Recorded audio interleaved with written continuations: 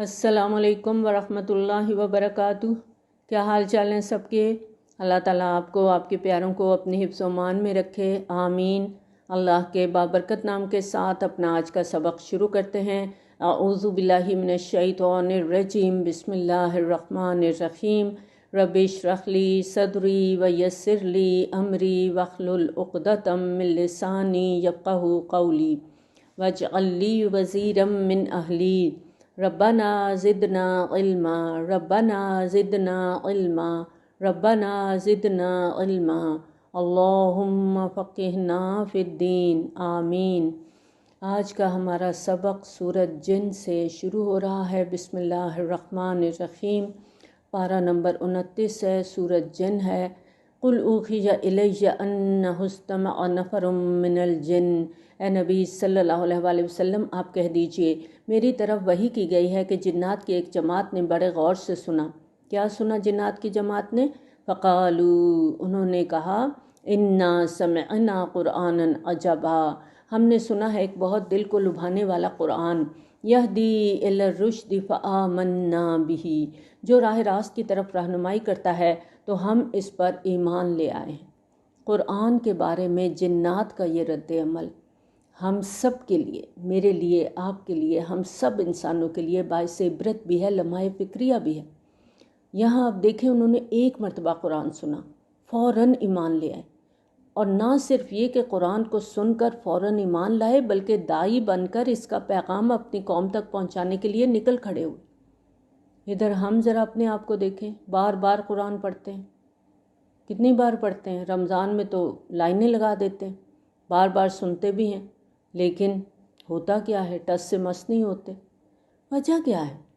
اصل بات یہ ہے کہ ہم قرآن مجید کو اس نیت سے، اس انداز سے نہ پڑھتے ہیں نہ سنتے ہیں کہ قرآن ہمارے دلوں میں اترے۔ ہمارے ہاں تو حال یہ ہو چکا ہے کہ رمضان کے قیام اللیل کے لیے بھی اس مسجد کا انتخاب کیا جاتا ہے جہاں کے قاری صاحب کم سے کم وقت میں منزل طے کر لیتے ہوں۔ آپ اندازہ کریں کہ جہاں قرآن مجید کم از کم وقت میں ختم کرنے کے لیے دوڑیں لگی ہوں، وہاں سمجھنے سمجھانے کی فرصت کسے ہو سکتی؟ ہم خواتین اپنے آپ کو دیکھ لیتے ہیں، ہم کیا کرتے ہیں؟ ہم قرآن بڑی باقاعدگی سے پڑھتے ہیں۔ بہت سی خواتین ہیں جن کو بہت ریگولر پڑھنے کی بھی عادت انہوں نے اپنائی ہوئی ہے۔ ٹھیک ہے، عربک ٹیکسٹ کے ساتھ پڑھنا بہت اچھی بات ہے، اس کا بھی ثواب ہے، لیکن ہم میں سے کتنے لوگ ہیں جو اس پر غور و فکر کرتے ہیں؟ کتنے لوگ ہیں جو اس کو اپنے دل میں اتار رہے ہیں، جو یہ سوچ کر پڑھتے ہیں کہ یہ قرآن میرے لیے اترا ہے، یہ مجھے بتا رہا ہے کہ مجھے کس طرح اپنی زندگی گزارنی۔ ہم تو رمضان میں بھی فون کر کر کے ایک دوسرے سے پوچھتے ہیں تم نے کتنے قرآن پڑھے؟ میں نے تو اتنے پڑھے۔ تو پھر آپ دیکھیں کہ ہمارا طرز عمل کیا ہے اور جنات کا طرز عمل کیا ہے، جو ایک ہی مرتبہ قرآن کو سن کے کہاں سے کہاں پہنچ گئے، اور قرآن پر ایمان لانے کا اعلان کرنے کے بعد انہوں نے فوری طور پہ کیا کہا؟ وَلَن نُشْرِكَ بِرَبِّنَا أَحَدًا، اور اب ہم کبھی بھی اپنے رب کے ساتھ کسی کو شریک نہیں ٹھہرائیں گے۔ اور یہ کہ ہمارے رب کی شان بہت بلند ہے، اس نے اپنے لیے نہ کوئی بیوی بنائی ہے نہ کوئی اولاد، اور یقیناً ہمارا بے وقوف سردار اللہ کے بارے میں خلاف حقیقت باتیں کہتا رہتا ہے۔ یہ بے وقوف سے ان کا اشارہ اپنے سب سے بڑے جن ابلیس کی طرف ہے، اور یہ کہ ہم تو اس گمان میں رہے کہ جن اور انسان اللہ پر ہرگز کوئی جھوٹ نہیں باندھیں گے، یعنی وہ ابلیس اللہ تعالیٰ پر جھوٹ باندھتا رہا اور ہم اس خوش فہمی میں اس کی باتوں کو مانتے رہے کہ کوئی انسان ہو یا جن ہو اللہ کے بارے میں کوئی خلاف حق بات کر ہی نہیں سکتا۔ وَأَنَّهُ كَانَ رِجَالٌ مِّنَ الْإِنسِ يَعُوذُونَ بِرِجَالٍ مِّنَ الْجِنِّ فَزَادُوهُمْ رَهَقًا، اور یہ کہ انسانوں میں سے کچھ مرد جنات میں سے کچھ مردوں کی پناہ پکڑتے تھے تو انہوں نے ان جنات کی سرکشی میں مزید اضافہ کر دیا۔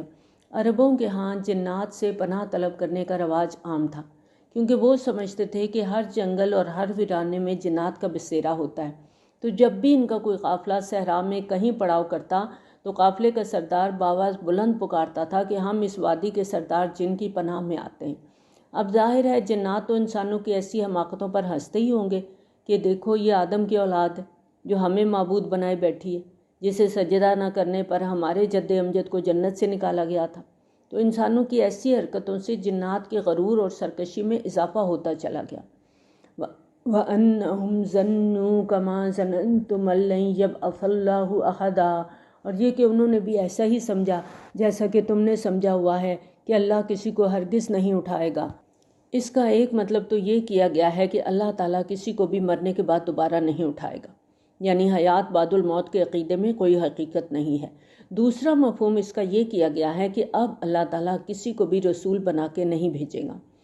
سورۃ احقاف میں جنات کا تذکرہ ہم نے پڑھا تھا، اور وہاں پر جو بات معلوم ہوتی ہے کہ وہ جنات تورات سے واقف تھے، اور وہ اس حقیقت سے بھی آگاہ تھے کہ پچھلے 600 برس سے دنیا میں کوئی رسول نہیں آیا، کیونکہ حضرت عیسیٰ علیہ السلام اور نبی صلی اللہ علیہ وآلہ وسلم کے درمیان تقریباً 600 برس کا زمانہ ہے جس میں کہ کوئی سلسلہ رسالت نہیں ہے۔ چنانچہ اپنی ان معلومات کی بنیاد پر جنات یہ سمجھے بیٹھے تھے کہ رسالت کا دروازہ ہمیشہ کے لیے بند ہو چکا ہے اور اب دنیا میں کوئی رسول نہیں آئے گا۔ وَأَنَّا لَمَسْنَا السَّمَاءَ، اور یہ کہ ہم نے ٹٹولا آسمان کو، کہ جب ہم نے غیب کی خبروں کی ٹوہ میں آسمان کی پہنائیوں میں حسب معمول بھاگ دوڑ کی، فَوَجَدْنَاهَا مُلِئَتْ حَرَسًا شَدِيدًا وَشُهُبًا، تو ہم نے دیکھا کہ وہ سخت پہروں اور انگاروں سے بھرا ہوا ہے۔ ہم نے دیکھا کہ آسمان میں جگہ جگہ پہرے مقرر کر دیے گئے ہیں اور شہاب ثاقب کی قسم کے میزائل نصب کر کے حفاظتی انتظامات غیر معمولی طور پر سخت کر دیے گئے ہیں۔ فرشتے جب عالم بالا سے احکامات لے کر زمین کی طرف آتے ہیں تو شیاطین جن ان سے اللہ تعالیٰ کے فیصلوں اور احکام کے بارے میں پیشگی خبریں حاصل کرنے کی کوشش کرتے ہیں، اور ایسی خبریں وہ اپنے انسان ساتھیوں تک پہنچانے کے لیے حاصل کرنا چاہتے ہیں جو دنیا میں کاہنوں اور جادوگروں کے روپ میں شرک اور گمراہی کی دکانیں کھولے بیٹھے۔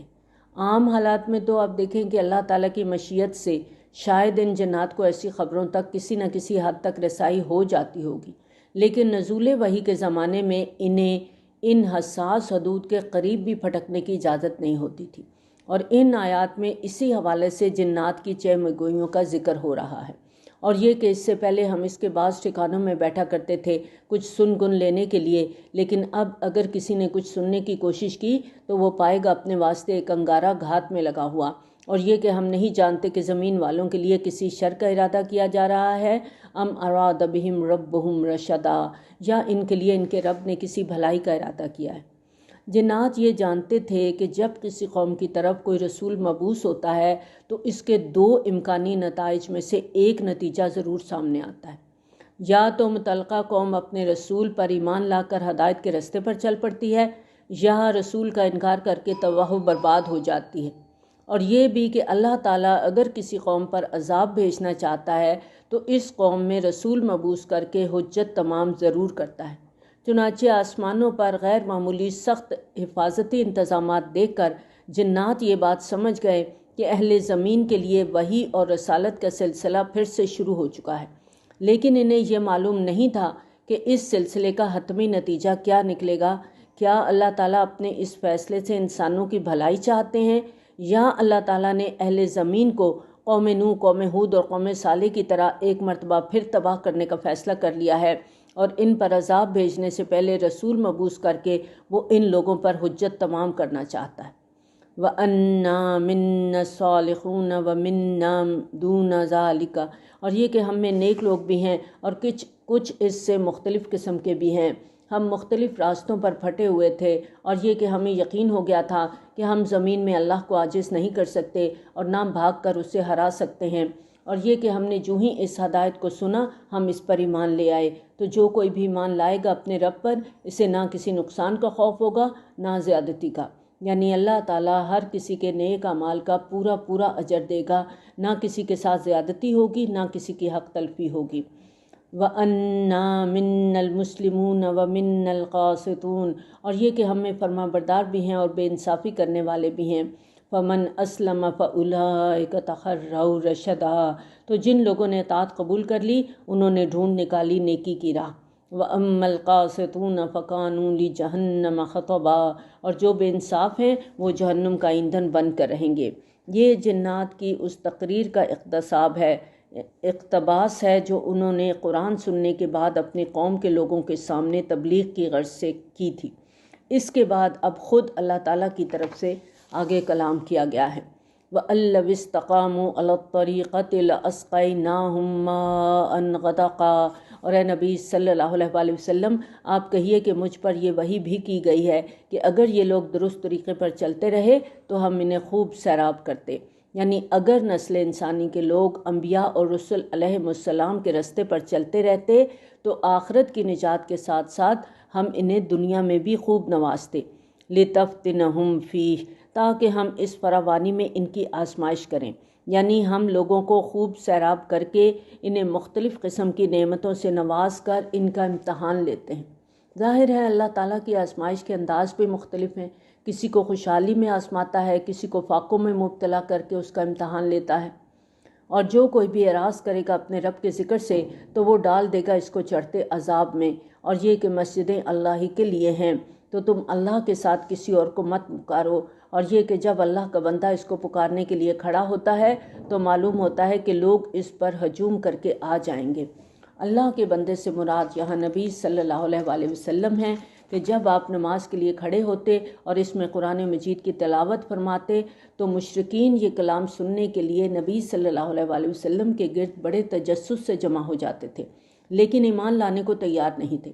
اور اس کا ایک مفہوم یہ بھی بیان کیا گیا ہے کہ مشرکین نبی صلی اللہ علیہ وآلہ وسلم کو نماز میں کھڑا دیکھتے تو ان کے عناد کی آگ بھڑک اٹھتی اور ان کا جی چاہتا کہ آپ صلی اللہ علیہ وآلہ وسلم پر حلہ بول دیں اور اس شمع ہدایت کو گل کر دیں۔ قل انما ادعو ربی، اے نبی صلی اللہ علیہ وآلہ وسلم آپ کہہ دیجئے میں تو اپنے رب ہی کو پکارتا ہوں اور اس کے ساتھ کسی کو شریک نہیں کرتا۔ آپ صلی اللہ علیہ وآلہ وسلم کہہ دیجئے مجھے کوئی اختیار نہیں تمہارے لیے کسی نقصان کا اور نہ راہ پر لانے کا۔ آپ صلی اللہ علیہ وآلہ وسلم کہہ دیجئے مجھے اللہ کی پکڑ سے کوئی پناہ نہیں دے سکتا اور نہ ہی میں اس کے علاوہ سر چھپانے کی کوئی جگہ پاؤں گا، بس میرا فرض اللہ کی طرف سے تبلیغ اور اس کے پیغامات کو پہنچا دینا ہے۔ وَمَن يَعْصِ اللَّهَ وَرَسُولَهُ، اور جو کوئی بھی اللہ اور اس کے رسول صلی اللہ علیہ وآلہ وسلم کی نافرمانی کرے گا فَإِنَّ لَهُ نَارَ جَهَنَّمَ خَالِدِينَ فِيهَا أَبَدًا، تو اس کے لیے جہنم کی آگ ہے جس میں وہ ہمیشہ ہمیشہ رہے گا۔ حَتَّى إِذَا رَأَوْا مَا يُوعَدُونَ، یہاں تک کہ جب وہ دیکھیں گے وہ چیز جس کی انہیں دھمکی دی جا رہی ہے تو اس وقت انہیں معلوم ہو جائے گا کہ کون کمزور ہے مددگاروں کے اعتبار سے اور کون اقلیت میں ہے تعداد کے لحاظ سے۔ یہ جو سرداران قریش نبی صلی اللہ علیہ وآلہ وسلم کو طرح طرح کے تانے دیتے تھے ان میں ایک تانا یہ بھی تھا کہ نبی صلی اللہ علیہ وآلہ وسلم کی محفل کے مقابلے میں ہماری محفلیں زیادہ باوقار اور بارونق ہوتی ہیں، کہ نبی صلی اللہ علیہ وآلہ وسلم کے پاس تو نچلے طبقے کے چند غریب کمزور اور نادار افراد بیٹھے ہوتے ہیں اور ہماری محفلوں میں بڑے بڑے لوگ شریک ہوتے ہیں۔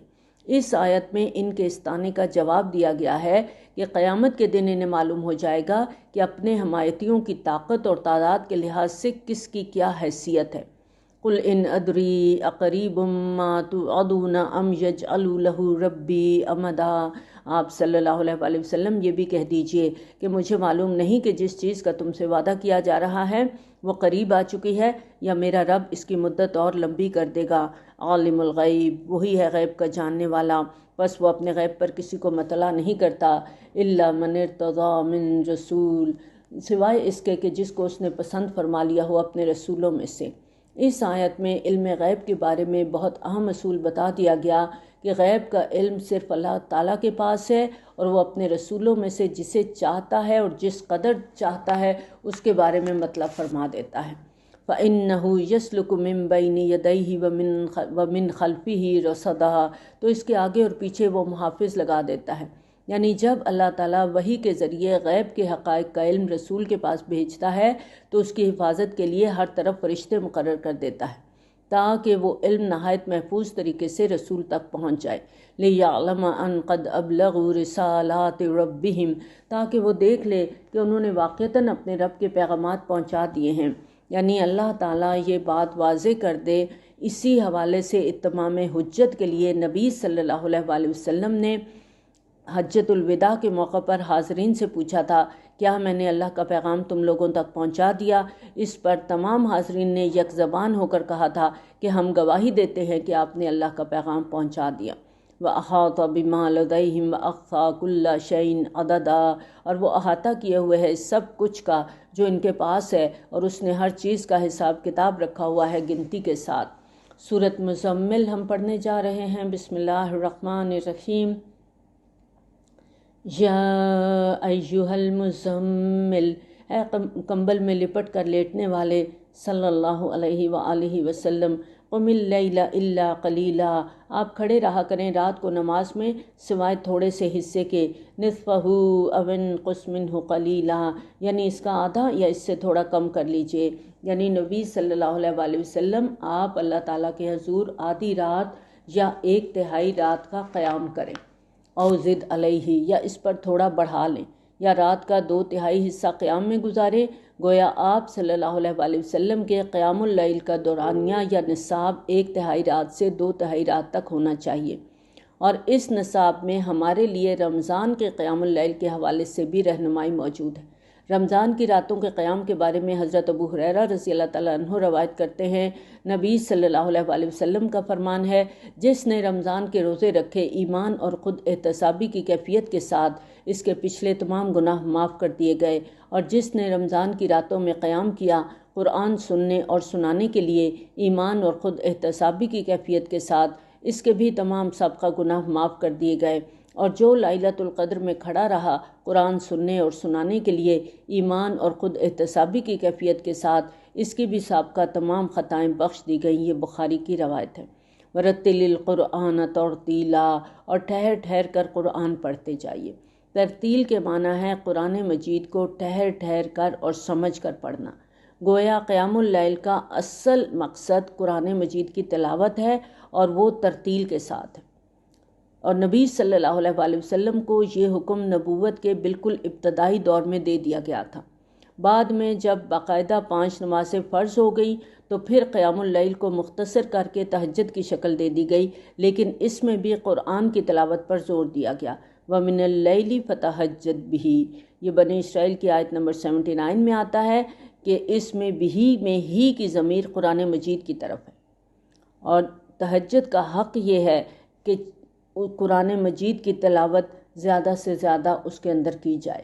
اِنَّا سَنُلْقِي عَلَيْكَ قَوْلًا ثَقِيلًا، ہم عنقریب آپ صلی اللہ علیہ وآلہ وسلم پر ایک بھاری بار ڈالنے والے ہیں۔ اس سے مراد رسالت کی ذمہ داری ہے۔ اس آیت میں نبی صلی اللہ علیہ وآلہ وسلم کو اس عظیم ذمہ داری کے بارے میں بتایا جا رہا ہے جس کا بوجھ عنقریب آپ کے کندھوں پر پڑنے والا تھا۔ اخلاق اور کردار کے اعتبار سے تو نبی صلی اللہ علیہ وآلہ وسلم پہلے ہی انسانیت کے اعلیٰ ترین درجے پر فائز تھے، لیکن اب رسالت کی کٹھن ذمہ داریوں کے حوالے سے نبی صلی اللہ علیہ وآلہ وسلم کو مزید ریاضت کرنے کے لیے ہدایت کی گئی کہ اب آپ رات کا بیشتر حصہ اپنے رب کے حضور کھڑے ہو کر قرآن مجید پڑھنے میں گزارا کریں۔ اس طرح قرآن مجید کو زیادہ سے زیادہ اپنے اندر جذب کریں۔ اِنَّ نَاشِئَةَ اللَّيْلِ هِیَ أَشَدُّ وَطْئًا وَأَقْوَمُ قِیلًا، یقیناً رات کا جاگنا بہت مؤثر ہے نفس کو زیر کرنے کے لیے اور بات کو زیادہ درست رکھنے والا ہے، کیونکہ رات کا پچھلا وقت نہایت سکون اور اطمینان کا وقت ہوتا ہے، اور اس وقت بندے اور اللہ کے درمیان کوئی حجاب نہیں ہوتا۔ یقیناً دن کے اوقات میں تو آپ کے لیے بڑی مصروفیات ہیں، یعنی دن کے اوقات میں تو نبی صلی اللہ علیہ وآلہ وسلم کو بہت سے اور کام کرنے ہوتے ہیں، دعوت کے سلسلے میں طرح طرح کے لوگوں سے ملنا ہوتا ہے، ان کی کڑوی کسیلی باتیں سننا بذات خود ایک تکلیف دہ عمل ہے۔ ان مصروفیات میں نبی صلی اللہ علیہ وآلہ وسلم کی توجہ بٹی رہتی ہے، لیکن رات کی تنہائیوں میں تو آپ صلی اللہ علیہ وآلہ وسلم ہیں اور آپ کا رب ہے، تو آپ پوری توجہ اور دل جمعی کے ساتھ اپنے رب کی طرف رجوع کر سکتے ہیں۔ وَاذْكُرِ اسْمَ رَبِّكَ وَتَبَتَّلْ إِلَيْهِ تَبْتِيلًا، اور آپ صلی اللہ علیہ وآلہ وسلم اپنے رب کا نام کا ذکر کیا کریں اور ہر طرف سے کٹ کر اسی کے ہو رہے۔ تبتل کا معروف مفہوم یہ ہے سب سے کٹ کر کسی ایک کا ہو جانا، یعنی رشتوں اور تعلقات کے ہجوم میں بظاہر سب کے ساتھ بھی نظر آؤ لیکن حقیقت میں تمہارا کسی کے ساتھ تعلق بھی نہ ہو۔ جیسے قیامت کے دن ہر انسان کو انفرادی حیثیت سے اللہ کے حضور کھڑے ہونا ہوگا، اس وقت ماں باپ، اولاد، بیوی، شوہر کوئی ساتھ نہیں ہوگا۔ ایک بندہ مومن کو فریضہ دعوت اور تبلیغ کی ادائیگی کے لیے بظاہر معاشرے میں رہنا ہے اور خود سے متعلقہ لوگوں کے حقوق کا خیال بھی رکھنا ہے، لیکن باطنی طور پر اسے تمام لوگوں سے ذہنی اور قلبی رشتے، دوستیاں، امیدیں، توقعات توڑ کر صرف اور صرف اپنے اللہ سے رشتہ قائم کرنا ہے۔ یہ ہے وتبتل الیہ تبتیلیہ کے حکم کا اصل مطلب۔ رب المشرق والمغرب، وہ رب ہے مشرق کا بھی اور مغرب کا بھی، اس کے سوا کوئی معبود نہیں، بس آپ اسی کو بنا لیجئے اپنا کارساز، اور جو کچھ یہ لوگ کہہ رہے ہیں اس پر صبر کیجئے۔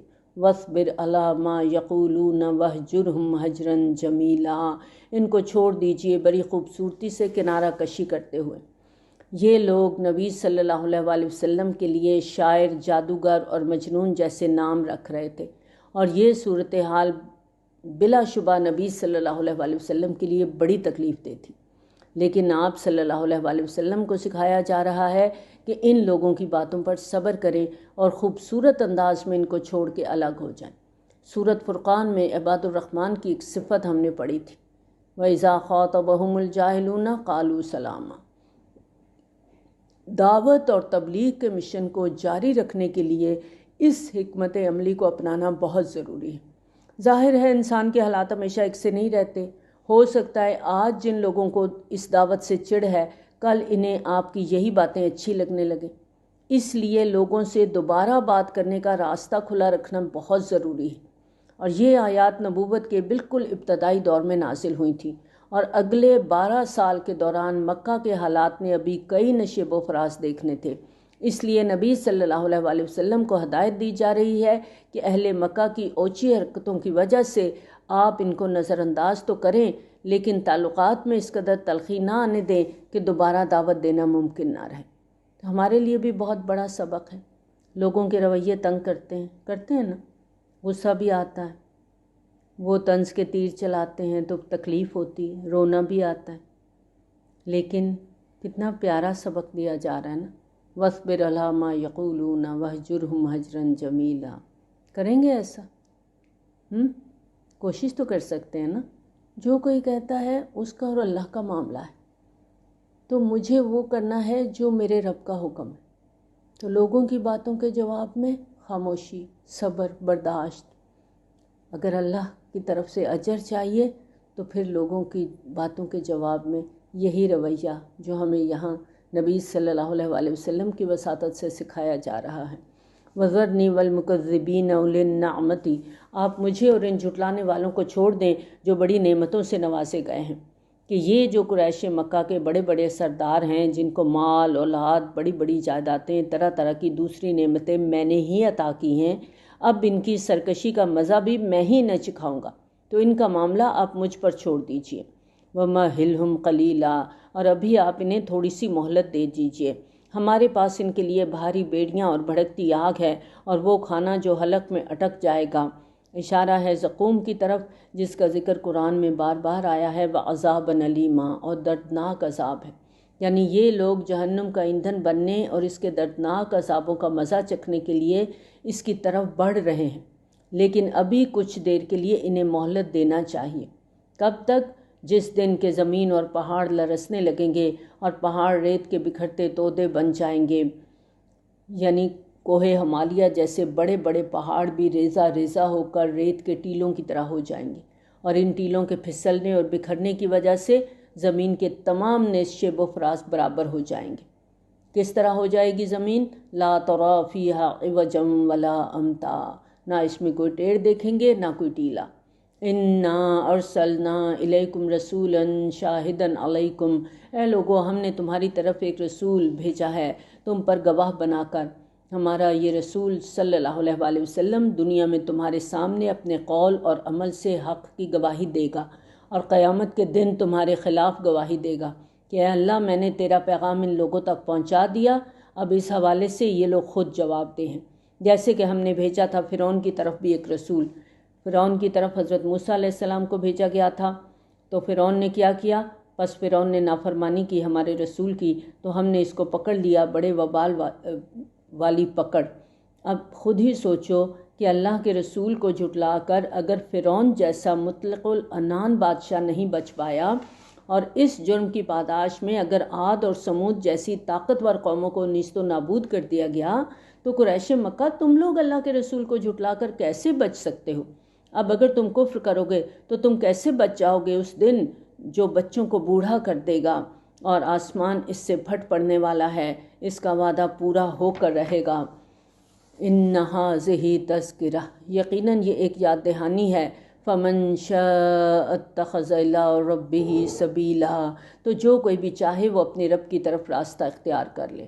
اللہ تعالیٰ سے ہم سب دعا کرتے ہیں کہ اللہ تعالیٰ ہم سب کو قرآن مجید کے بتائے ہوئے سیدھے راستے پر چلنے کی توفیق اور ہمت عطا فرمائے، آمین۔ ان ربک یعلم انک تقوم ادنی من ثلثی اللیل ونصفہ وثلثہ، اے نبی صلی اللہ علیہ وآلہ وسلم، یقیناً آپ کا رب جانتا ہے کہ آپ قیام کرتے ہیں کبھی 2/3 رات کے قریب اور کبھی نصف رات اور کبھی 1/3 رات، اور جو لوگ آپ کے ساتھ ہیں ان میں سے بھی ایک جماعت آپ کے ساتھ کھڑی ہوتی ہے، اور اللہ ہی رات اور دن کا اندازہ کرتا ہے۔ رات دن کے اوقات بھی اللہ نے بنائے ہیں، انسانوں کو بھی اسی نے پیدا کیا ہے، اس لیے وہ اپنے بندوں کی استعداد سے بھی خوب واقف ہے۔ اللہ جانتا ہے کہ تم اس کی پابندی نہیں کر سکو گے، یعنی اللہ کو معلوم ہے کہ اس انداز سے یہ مشقت زیادہ عرصے تک یہ لوگ نہیں جھیل پائیں گے۔ فتاب علیکم، تو اس نے تم پر مہربانی فرمائی ہے۔ فقرؤوا ما تیسر من القرآن، تو اب قرآن سے جتنا بآسانی پڑھ سکتے ہو پڑھ لیا کرو۔ اس حکم کے ذریعے 2/3 یا نصف یا 1/3 رات تک قیام کرنے کی پابندی ختم کر دی گئی، اور یہ سہولت دے دی گئی کہ ہر شخص اپنی استطاعت کے مطابق قیام اللیل میں جتنا ممکن ہو اتنا قرآن پڑھ لیا کرے۔ علم ان سیکون منکم مرضی، اللہ کے علم میں ہے کہ تم میں کچھ لوگ مریض ہوں گے اور بعض دوسرے زمین میں سفر کریں گے، اللہ کے فضل کو تلاش کرتے ہوں گے، اور کچھ اللہ کی راہ میں قتال کر رہے ہوں گے۔ اب ظاہر ہے ایسے لوگوں کے لیے رات کو طویل قیام کرنا ممکن نہیں ہے۔ فقرؤوا ما تیسر منہ، چنانچہ جس قدر تمہارے لیے آسان ہو اس میں سے پڑھ لیا کرو۔ واقیموا الصلاۃ وآتوا الزکاۃ، اور نماز قائم کرو اور زکوٰۃ ادا کرو۔ واقرضوا اللہ قرضا حسنا، اور اللہ کو قرض حسنہ دو۔ وما تقدموا لانفسکم من خیر تجدوہ عند اللہ هو خیرا واعظم اجرا، اور جو بھلائی بھی تم آگے بھیجو گے اپنی جانوں کے لیے اسے موجود پاؤ گے اللہ کے پاس بہتر اور اجر میں بڑھ کر، یعنی جو نیک اعمال تم نے آگے بھیجے ہوں گے انہیں اللہ تعالیٰ کے پاس تم بہت بہتر حالت میں پاؤ گے۔ اللہ تعالیٰ تمہارے ان اعمال کو نہ صرف 700 گنا تک بڑھا کر تمہیں لوٹائے گا بلکہ اپنے فضل خاص سے اس کے بدلے خصوصی اجر بھی تمہیں عطا فرمائے گا۔ واستغفر اللہ، اور اللہ سے مغفرت طلب کرتے رہو۔ ان اللہ غفور الرحیم، یقیناً اللہ تعالیٰ بہت بخشنے والا رحم فرمانے والا ہے۔ سورہ مدثر ہم شروع کرنے جا رہے ہیں۔ بسم اللہ الرحمن الرحیم۔ یا ایہا المدثر، اے کمبل میں لپٹ کر لیٹنے والے، قم فانذر، آپ اٹھیے اور لوگوں کو خبردار کیجیے۔ یہ وہ کٹھن ذمہ داری ہے جس کے بارے میں سورۃ مزمل کی آیت نمبر 5 میں اللہ تعالیٰ نے فرمایا انا سنلقی علیک قولا ثقیلا۔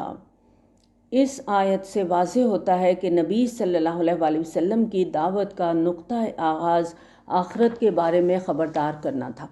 وَرَبَّكَ فَكَبِّرْ، اور اپنے رب کی بڑائی بیان کر۔ اس زمین میں اللہ تعالیٰ کی بڑائی عملاً تسلیم نہیں کی جا رہی۔ اللہ تعالیٰ نے انسان کو جو محدود اختیار عطا فرمایا تھا اس کے بل پر اس نے اسی کے خلاف علم بغاوت بلند کر دیا، اور نتیجہ کیا نکلا کہ دنیا میں ہر جگہ ظلم اور فساد کا بازار گرم ہو گیا۔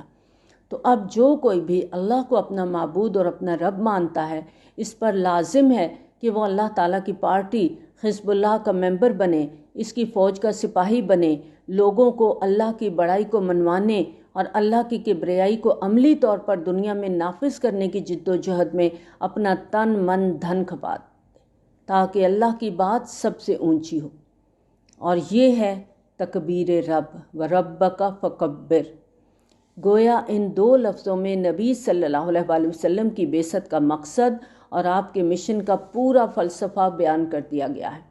وَثِيَابَكَ فَطَهِّرْ، اور اپنے کپڑوں کو صاف رکھنے کا اہتمام کیجیے، جس طرح نبی صلی اللہ علیہ وسلم کی زندگی کا مقصد پاکیزہ ہے، اسی طرح آپ کا لباس بھی پاک اور صاف ہونا چاہیے۔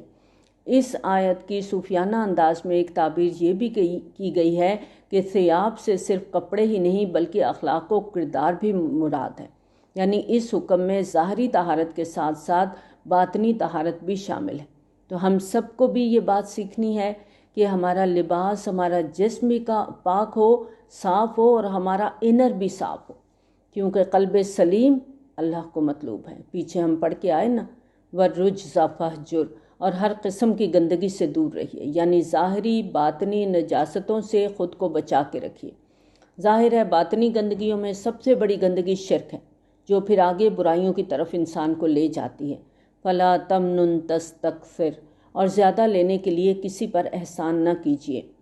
اس آیت کا عام جو مفہوم کیا جاتا ہے وہ یہ کہ کسی پر احسان کرتے ہوئے بدلے کی توقع نہ رکھو، بلکہ احسان برائے احسان کرو۔ وَلِرَبِّكَ فَاصْبِرْ، اور اپنے رب کے لیے صبر کرو، یعنی کچھ بھی دنیا میں کرنا ہے رب کی خاطر کرنا ہے، اور لوگوں کے رویے کے جواب میں صبر بھی کرنا ہے تو اپنے رب کے لیے کرنا ہے کہ مجھے اس صبر کا اجر میرا رب دے گا۔ وَإِذَا نُقِرَ فِي النَّاقُورِ، جب سور میں پھونکا جائے گا تو وہ دن بہت سخت دن ہوگا، کافروں پر وہ ہلکا نہیں ہوگا۔ ذَرْنِي وَمَنْ خَلَقْتُ وَحِيدًا، اور آپ چھوڑ دیجئے مجھے اور جس کو میں نے اکیلا پیدا کیا ہے۔ ان آیات کے بارے میں مفسرین کا اجماع ہے کہ یہ ولید بن مغیرہ کے بارے میں نازل ہوئی ہیں۔ اس شخص کی مکہ اور طائف دونوں شہروں میں بڑی بڑی جائیدادیں تھیں، اور اللہ نے اسے بہت سے بیٹوں سے بھی نواز رکھا تھا، اور اسے میں نے بہت سا مال دیا پھیلا ہوا، یعنی اس شخص کی جائیدادوں کی طرف اشارہ ہے جو زمینوں، باغوں، گھروں وغیرہ کی صورت میں مکہ اور طائف دونوں شہروں میں پھیلی ہوئی تھی۔ وَبَنِينَ شُهُودًا، اور نگاہوں کے سامنے رہنے والے بیٹے بھی دیے، اور کسی کے بیٹوں میں کا گھر میں حاضر اور موجود رہنا اس کی خوشحالی کی علامت ہے، ورنہ فکر معاش تو جوان بیٹوں کو گھر میں نہیں بیٹھنے دے سکتی، تو بیٹے جو تھے وہ اس کی نگاہوں کے سامنے رہتے تھے۔ وَمَهَّدتُّ لَهُ تَمْهِيدًا، اور میں نے اس کے لیے ہر قسم کا سامان خوب اچھی طرح تیار کر دیا، پھر وہ چاہتا ہے کہ میں اسے اور بھی دوں، ہرگز نہیں، یہ تو ہماری آیات کا مخالف اور دشمن بن گیا ہے، میں اسے عنقریب ایک سخت چڑھائی چڑھواؤں گا، یعنی ایسا عذاب جس کی شدت ہر آن بڑھتی چلی جائے گی۔ ولید بن مغیرہ بنیادی طور پہ بہت ذہین اور سمجھدار شخص تھا۔ وہ جان چکا تھا کہ قرآن اللہ کا کلام ہے اور محمد صلی اللہ علیہ وسلم اللہ کے رسول ہیں، لیکن اپنے ضمیر کی اس آواز پر لبیک کہہ کر اپنی چودراہٹ اور دنیاوی ٹھاٹ باٹ کی قربانی نہیں دے سکتا تھا۔ اس لحاظ سے وہ واقعتاً مشکل میں تھا، اور اپنی اس مشکل کا حل اسے کسی درمیانی راہ میں نظر آتا تھا۔ تو قریش میں سب سے بڑھ کر اس شخص نے نبی صلی اللہ علیہ وسلم پر کمپرومائز کرنے کے لیے دباؤ ڈالنے کی کوشش کی تھی۔ اس نے نبی صلی اللہ علیہ وسلم کو ہمدردانہ انداز میں بھی سمجھایا، پرکشش پیشکش کا حربہ بھی آزمایا، برادری کے معاملات کا بھی واسطہ دیا کہ دیکھو اگر قریش آپس میں تقسیم ہو جائیں گے تو بنی بنائی ساکھ ختم ہو جائے گی۔ غرض ہر طرح کوشش کی کہ نبی صلی اللہ علیہ وسلم کچھ اپنی منوا لیں، کچھ قریش کی مان لیں، تو اس طرح اختلافات کو مذاکرات کے ذریعے ختم کر دیا جائے۔ اب آگے جو آیات آ رہی ہیں ان میں ایک خاص واقعے کے حوالے سے اس شخص کی ایک خاص کیفیت کی تصویر دکھائی گئی ہے، اور تفاسیر میں اس واقعے کی جو ہمیں تفصیل ملتی ہے کہ ایک محفل میں قریش کے بڑے بڑے سردار جمع تھے، اور موضوع بحث تھا محمد صلی اللہ علیہ وسلم کے بارے میں ہمیں متفقہ موقف اپنانا چاہیے۔ جب ہم میں سے کوئی سے شاعر کہتا ہے، کوئی جادوگر کہتا ہے، کوئی کاہن کہتا ہے، کوئی مجنون کہتا ہے، تو ہمارا موقف کمزور ہو جاتا ہے کہ ہم خود کسی بات پر متفق نہیں ہیں۔ پھر انہوں نے ولید بن مغیرہ کو نبی صلی اللہ علیہ وسلم کے پاس بھیجا کہ وہ جائے آپ سے تفصیلی بات چیت کر کے انہیں اپنی حتمی رائے سے آگاہ کرے۔ جب وہ نبی صلی اللہ علیہ وسلم سے ملاقات کر کے واپس آیا تو انہوں نے دیکھا اس کے چہرے کا رنگ بدلا ہوا ہے۔ دراصل نبی صلی اللہ علیہ وسلم سے گفتگو کرنے کے بعد وہ پوری طرح قائل ہو چکا تھا کہ آپ واقعی اللہ کے رسول ہیں، اور جو کلام آپ پیش کر رہے ہیں وہ بلا شبہ اللہ ہی کا کلام ہے، لیکن یہ بات سرداران قریش کے سامنے تسلیم کرنا اسے کسی قیمت پر گوارا نہیں تھا۔ چنانچہ جب انہوں نے پوچھا کہ وہ کس نتیجے پر پہنچا ہے کہ ہم محمد صلی اللہ علیہ وسلم کو شاعر سمجھیں یا کیا سمجھیں، تو اس نے کہا نہیں، وہ شعر نہیں ہے، اس کا کلام شعر نہیں ہے۔ انہوں نے پوچھا تو کیا ہم اسے کاہن کہہ سکتے ہیں؟ کہنے لگا نہیں، کاہنوں کے قول اور کردار کو میں خوب جانتا ہوں، وہ زومانی باتیں کرتے ہیں جبکہ یہ تو دو ٹوک اور سیدھی بات کرتے ہیں۔ اس پر سرداران قریش نے کہا کہ لو جی یہ تو گیا، اس پر بھی محمد صلی اللہ علیہ وآلہ وسلم کا جادو چل گیا ہے۔ اب اس نے جب اہل محفل کے یہ تیور دیکھے تو فوراً اس نے پینترا بدلا اور کہنے لگا ہاں، اس کے کلام کے بارے میں آپ لوگ یہ کہہ سکتے ہیں کہ یہ جادو ہے جو پچھلے زمانے سے چلا آ رہا ہے۔ اب ظاہر ہے کہ ولید بن مغیرہ جیسے معتبر اور مدبر شخص کا ایک بات پر پوری طرح سے قائل ہونے کے بعد زبان سے اعلان نفی کرنا یہ کوئی آسان کام نہیں تھا۔ اس موقع پر وہ اپنے ضمیر کی آواز کو دباتے ہوئے، زبان سے جھوٹ کہتے ہوئے اور اس دوران اپنی پریشانی اور خفت کو چھپاتے ہوئے جس کرب سے گزرا، ان آیات میں اس کی پوری کیفیت کی تصویر کھینچی گئی ہے۔ انہو فکر وقدر، اس نے غور کیا اور کچھ اندازہ کیا، یعنی اس نے سوچا کہ دل کی بات زبان پر لانے یعنی حق کو مان لینے سے کیا ہوگا اور نہ ماننے کا کیا نتیجہ نکلے گا۔ جب اسے اپنے دنیاوی مفادات خطرے میں پڑتے نظر آئے تو اس نے ضمیر کی آواز کو دبا لینے کا فیصلہ کر لیا۔ پس ہلاک ہو جائے، اس نے کیسا غلط اندازہ ٹھہرایا۔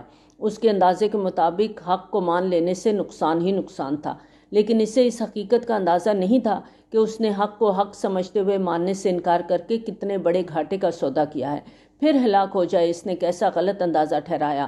پھر اس نے دیکھا، پھر تیوری چڑھائی، منہ بسورا، پھر پیٹ پھیری اور تکبر کیا۔ پھر اس نے کہا یہ تو بس جادو ہے جو پہلے سے چلا آ رہا ہے، یہ نہیں ہے مگر انسان کا کلام، یعنی اس کلام میں تو جادو کا اثر تو ہے۔ محمد صلی اللہ علیہ وآلہ وسلم کا یہ دعویٰ کہ یہ اللہ کا کلام ہے، اسے میں نہیں مانتا، میں تو یہی سمجھتا ہوں کہ یہ انسانی کلام ہے۔ اب اگلی آیات کو پڑھنے سے محسوس ہوتا ہے کہ اس نے حق کو پہچاننے سے جھٹلا کے اللہ تعالیٰ کے غضب کو دعوت دے دی۔ سأصلیہ سقر، میں عنقریب اسے ڈالوں گا جہنم میں، اور تمہیں کیا معلوم کہ سقر کیا ہے؟ وہ نہ باقی رہنے دے گی نہ چھوڑے گی، انسان کی کھال کو جھلسا ڈالنے کے لیے والی۔ اس پر 19 داروغے مقرر ہیں۔ اس آیت میں مشرکین کی ان باتوں کا جواب دیا گیا تھا جو وہ جہنم کے داروغوں کی تعداد کے بارے میں کرتے تھے۔ روایات میں آتا ہے کہ جہنم کے داروغوں کی تعداد کے معاملے میں انہوں نے مذاق بنا لیا تھا۔ وہ اپنی محفلوں میں اٹھتے بیٹھتے طرح طرح کے اس بارے میں فکرے کستے تھے۔ ایک محفل میں ابو جہل نے کہا بھائیو، تم نے سن لیا اس نبی کی خدا کے فوج صرف 19 سپاہی ہیں، تم اتنے گئے گزرے ہو کہ 10 آدمی مل کر بھی ایک سپاہی سے نبٹ نہ لیں گے۔ اس پر ایک زور آور پہلوان کہنے لگا 17 کو تو میں اکیلا سنبھال لوں گا، 2 سے تم نبٹ لینا۔ غرض وہ لوگ طرح طرح کی باتیں کر کے اللہ کے کلام کا مذاق اڑاتے تھے۔ اس آیت میں ان کی انہی باتوں کا جواب دیا جا رہا ہے، اور ہم نے نہیں مقرر کیے جہنم کے داروغے مگر فرشتے، یعنی ان لوگوں کو فرشتوں کی طاقت کا اندازہ ہی نہیں ہے۔ فرشتوں کی قوتوں کو یہ انسانی قوتوں پر قیاس کر رہے ہیں، اور ہم نے نہیں ٹھہرائی ان کی یہ تعداد مگر کافروں کی آزمائش کے لیے، تاکہ جنہیں کتاب دی گئی تھی انہیں یقین آ جائے۔ جامع ترمذی کی ایک روایت کے مطابق جہنم کے 19 داروغوں کا ذکر تورات میں بھی ہے۔ اب ظاہر ہے اہل کتاب کے لیے تو قرآن کے حق میں یہ بہت بڑی دلیل ہے، اور جو اہل ایمان ہیں وہ ایمان میں بڑھیں، اور اہل ایمان کے لیے ظاہر ہے اللہ تعالیٰ کی طرف سے آنے والی ہر وحی ایمان میں اضافے کا باعث ہی بنتی ہے، اور نہ شک میں پڑھیں اہل کتاب اور اہل ایمان، اور تاکہ کہیں وہ لوگ جن کے دلوں میں روگ ہے اور کفار بھی کہ بھلا اس سے اللہ کی کیا مراد ہے، یعنی منافقین اور کفار اپنے من پسند تبصرے کرتے رہیں کہ جہنم کے فرشتوں کی تعداد بتانے سے اللہ تعالیٰ کا کیا مقصد ہے۔ کذالک یضل اللہ من یشاء ویہدی من یشاء، اسی طرح اللہ گمراہ کر دیتا ہے جس کو چاہتا ہے اور ہدایت دیتا ہے جس کو چاہتا ہے، اور کوئی نہیں جانتا آپ کے رب کے لشکروں کو سوائے اس کے، اور یہ آیات صرف انسانوں کی یاد دہانی کے لیے ہیں۔ کلا والقمر، کیوں نہیں قسم ہے چاند کی، واللیل اذ ادبر، اور قسم ہے رات کی جب کہ وہ پیٹھ موڑے یعنی جب رخصت ہو رہی ہو، والصبح اذا اسفر، اور قسم ہے صبح کی جب وہ روشن ہو جائے۔ یہاں چاند کی قسم اور پھر رخصت ہوتی ہوئی رات اور روشن صبح کے ذکر کے پردے میں بہت اہم مضمون بیان کیا گیا ہے۔ انہا لإحدی الکبر، یقیناً یہ بہت بڑی باتوں میں سے ایک بات ہے۔ ظاہر ہے نوع انسانی کی تاریخ میں نبوت محمدی صلی اللہ علیہ وآلہ وسلم کے ظہور سے بڑا واقعہ اور کون سا ہوگا۔ نذیر للبشر، خبردار کرنے کے لیے انسانوں کو، جو بھی تم میں سے چاہے کہ وہ آگے بڑھے یا پیچھے رہ جائے، یعنی کامیابی کا دار و مدار ہر کسی کی ہمت اور کوشش پر ہے۔ جس کی ہمت جوان ہے وہ سب سے آگے بڑھ کر صدیقیت کا مقام اور سابقون اولون کا درجہ حاصل کر لے۔ جو دوسروں کا انتظار کر کے ذرا دیر سے چلنے میں عافیت سمجھے وہ وَاتَّبَعُوهُمْ بِإِحْسَان والوں کی فہرست میں اپنا نام لکھوا لے، اور جس کسی کی ہمت اور قسمت ساتھ نہ دے تو وہ خود کو مستقل طور پر محروم کر لے۔ لِمَنْ شَاءَ مِنْكُمْ أَنْ يَتَقَدَّمَ أَوْ يَتَأَخَّرَ كُلُّ نَفْسٍ بِمَا كَسَبَتْ رَهِينَةٌ، ہر جان رہن ہے اس کے جو کچھ کہ اس نے کمایا ہے۔ ہر انسان نے اپنی دنیا کی زندگی میں جو کچھ کمایا ہے قیامت کے دن وہ سب کچھ اسے وصول کرنا ہوگا، سوائے ان لوگوں کے جو داہنے ہاتھ والے ہوں گے، یعنی جن کا نامہ اعمال ان کے داہنے ہاتھ میں دیا جائے گا۔ وہ جنتوں میں ہوں گے، پوچھتے ہوں گے گناہ گاروں کے بارے میں، تم لوگوں کو کس چیز نے جہنم میں ڈالا؟ قالوا لم نک من المصلین، وہ کہیں گے ہم نماز پڑھنے والوں میں سے نہ تھے۔ ولم نک نطعم المسکین، نہ ہم مسکین کو کھانا کھلاتے تھے۔ وَكُنَّا نَخُوضُ مَعَ الْخَائِضِينَ، اور ہم کٹھوجتیاں کرنے والوں کے ساتھ مل کر کٹھوجتیاں کیا کرتے تھے۔ دنیا میں تو ہم کھیل تماشوں میں لگے رہے، یوٹیوب دیکھتے رہے، موبائلنگ کرتے رہے، نیٹ پہ چڑھے رہے، ہر وقت کبھی ادھر کبھی ادھر گیمیں کھیلتے رہے، لیکن حق کے خلاف باتیں بنانے والوں کے ساتھ مل کر ہم صرف باتیں بناتے تھے۔ ہم نے اپنی زندگی کے مقصد اور انجام کے بارے میں کبھی سنجیدگی سے سوچا ہی نہیں تھا، کبھی قرآن کو پڑھنے کی سمجھنے کی کوشش ہی نہیں کی، ان آیات پر کبھی غور ہی نہیں کیا۔ وَكُنَّا نُكَذِّبُ بِيَوْمِ الدِّينِ، اور سب سے بڑھ کر ہم جزا سزا کے دن کا انکار کرتے تھے۔ ہم کہتے تھے یہ مولویوں کے ڈراوے ہیں، ایسا کچھ نہیں ہونے والا، یہی زندگی ہے، یہی مریں گے، مٹی میں مل کے مٹی ہو جائیں گے، ختم، اس کے بعد کوئی زندگی نہیں ہے۔ حَتَّىٰ أَتَانَا الْيَقِينُ، یہاں تک کہ ہمیں موت نے آ لیا۔ فَمَا تَنفَعُهُمْ شَفَاعَةُ الشَّافِعِينَ، تو اب ان کے لیے نفع بخش نہیں ہوگی شفاعت کرنے والوں کے لیے کوئی شفاعت، تو انہیں کیا ہو گیا ہے کہ یہ اس یاد دہانی سے اعراض کرنے والے بنے ہوئے ہیں۔ فَمَا لَهُمْ عَنِ التَّذْكِرَةِ مُعْرِضِينَ، کہیں ہم تو ان میں شامل نہیں ہیں، ہم تو اعراض نہیں کر رہے قرآن سے، ہم تو قرآن پر غور و فکر کر رہے ہیں نا، اس کو سمجھ رہے ہیں۔ ہم نے قرآن کو صرف عربی ٹیکسٹ کے ساتھ نہیں پڑھنا، ہم نے ایک ایک آیت پر رکنا ہے، ایک ایک آیت پہ غور کرنا ہے کہ قرآن ہم سے کیا کہتا ہے۔ فَمَا لَهُمْ عَنِ التَّذْكِرَةِ مُعْرِضِينَ، کیا ہو گیا ہے یہ اس قرآن سے اعراض کرنے والے بنے ہوئے ہیں۔ كَأَنَّهُمْ حُمُرٌ مُّسْتَنفِرَةٌ، گویا وہ بتکے ہوئے جنگلی گدھے ہیں جو شیر سے ڈر کر بھاگ پڑے ہیں۔ یعنی یہ لوگ ایک اللہ، قرآن اور آخرت کے ذکر سے ایسے بھاگتے ہیں جیسے جنگلی گدھے شیر کی آہٹ پا کر جان بچانے کے لیے بھاگتے ہیں، بلکہ ان میں سے ہر شخص چاہتا ہے کہ اس کو پکڑا دیے جائیں کھلے صحیفے۔ یہ جو مذاق اڑاتے تھے وہ نبی صلی اللہ علیہ وسلم کی دعوت کے جواب میں اکثر کہتے کہ یہ حساب کتاب کا معاملہ قیامت پہ کیوں ٹالا جا رہا ہے؟ آپ اپنے اللہ سے کہیں کہ وہ ہمارے اعمال نامے ابھی ہمارے ہاتھوں میں پکڑا دے۔ اور اس کا ایک اور مفہوم بھی مفسرین نے کیا ہے کہ ہم قرآن کو اللہ کا کلام تب مانیں گے جب ہم میں سے ہر ایک کے ہاتھ میں اللہ تعالیٰ کی طرف سے ایک ایک صحیفہ پکڑا دیا جائے گا۔ کلا، اللہ تعالیٰ فرماتے ہیں ہرگز نہیں، بل لا یخافون الآخرہ، اصل بات یہ ہے کہ یہ آخرت کا خوف نہیں رکھتے۔ جب ان کے دلوں میں آخرت کا خوف نہیں تو وہ جیسی چاہیں باتیں بنائیں، جنت دوزخ کے لطیفے بنا لیں، فرشتوں کے لطیفے بنا لیں، آیات کے لطیفے بنا لیں۔ کلا، ہرگز نہیں، انہو تذکرہ، یہ تو بس ایک یاد دہانی ہے۔ کیا ہے یاد دہانی؟ یہ قرآن، یہ آیات اللہ کی، یہ کلام جو ہمارے گھروں میں ہمارے ہاتھوں میں ہے۔ فمن شاء ذکرہ، اب جو چاہے اس سے نصیحت حاصل کر لے، جس کا جی چاہتا ہے آ جائے اللہ کے راستے کی طرف، پڑھ لے قرآن کو، غور کر لے، سمجھ لے کہ اللہ تعالیٰ نے اس میں ہمارے لیے کیا لکھا ہے۔ چوائس تو ہمارے پاس ہے نا۔ فمن شاء ذکرہ وما یذکرون الا ان یشاء اللہ، اور جو لوگ نصیحت اخذ نہیں کریں گے مگر یہ کہ اللہ ہی ایسا چاہے۔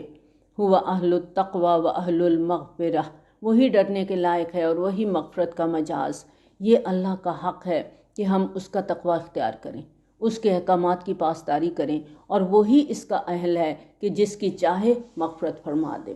ہم اللہ سے دعا کرتے ہیں کہ اللہ تعالیٰ ہمیں تقوی کا صحیح فہم ہمارے دلوں میں ڈال دے، اور اللہ تعالیٰ ہمارے گناہوں کو معاف کر دے۔ آمین۔